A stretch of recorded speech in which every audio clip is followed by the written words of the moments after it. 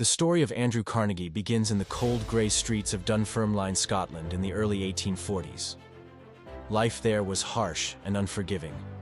The once thriving weaving trade was collapsing under the pressure of new machines and shifting markets.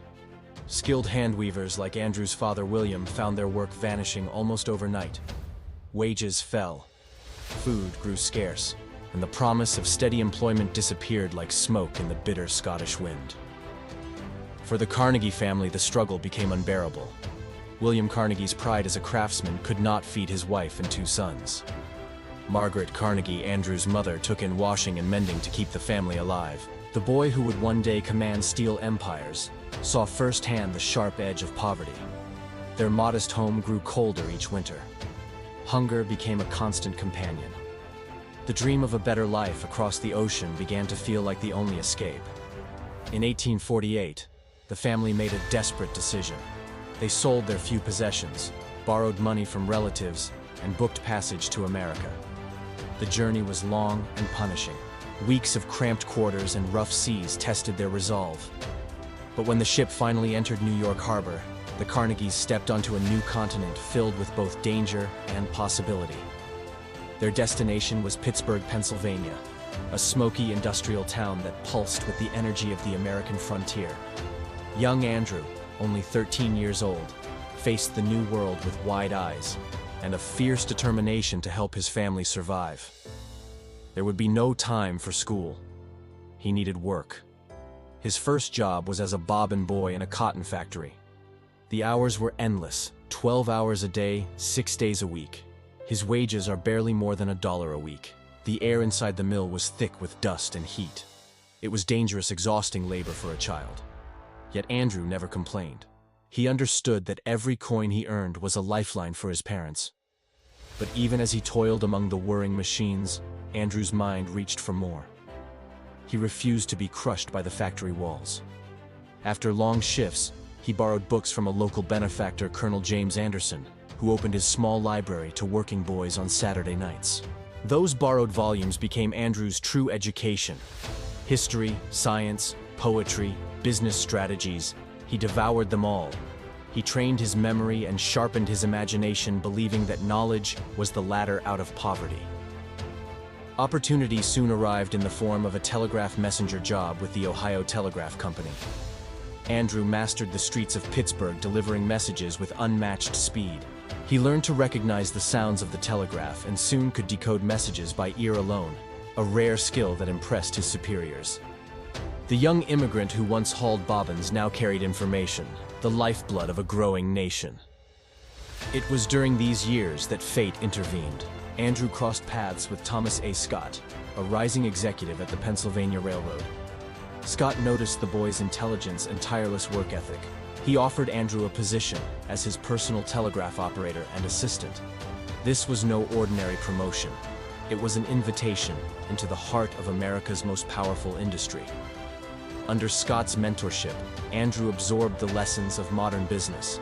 He learned how railroads were financed, how contracts were negotiated, and how fortunes were built not only through hard work, but through shrewd investment. Scott trusted him with increasing responsibility, and Andrew never failed to deliver. When the railroad faced emergencies, Andrew organized rapid responses.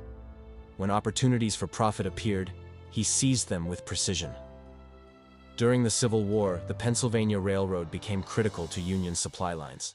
Andrew played a key role in coordinating troop and equipment movements. He witnessed firsthand how technology and infrastructure could shape the destiny of a nation. At the same time, he made his first bold investments, buying shares in railroad companies, bridges, and ironworks.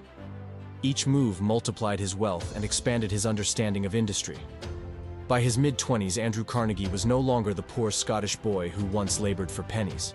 He was a rising star with a growing network of influential allies. Yet he never forgot the hunger and humiliation of his childhood. That memory fueled an ambition that burned brighter with every success. He understood that the new America rewarded daring visionaries who embraced innovation and risk.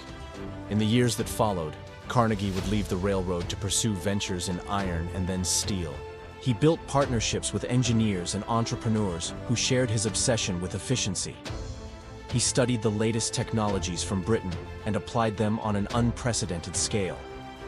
Through relentless cost-cutting and strategic reinvestment, he created mills capable of producing steel cheaper and faster than any competitor. His company became the backbone of America's bridges, railroads, and skyscrapers.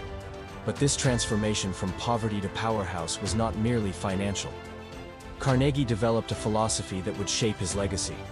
He believed that wealth carried a moral duty. A man who died rich, he famously declared, died disgraced. In his later years, he would give away the majority of his fortune building libraries, universities, and cultural institutions around the world. He never forgot the borrowed books of his youth, or the doors that education had opened for him. Andrew Carnegie's journey offers a lesson as relevant today as it was in the 19th century. He began with nothing but determination and a hunger for knowledge. He faced brutal working conditions, learned new skills, and seized every chance to climb higher. Each step from bobbin boy to telegraph operator to railroad executive prepared him for the creation of a steel empire that would transform America. His rise was not luck. It was the product of relentless effort, strategic thinking, and the courage to dream beyond the limits of his birth. From the smoke-filled mills of Pittsburgh to the grand halls of philanthropy, Andrew Carnegie proved that poverty need not define destiny. Remember the boy who left Scotland with empty pockets and a restless mind. Remember how he turned hardship into opportunity and knowledge into power. As Carnegie himself once said, the man who acquires the ability to take full possession of his own mind may take possession of anything else to which he is justly entitled.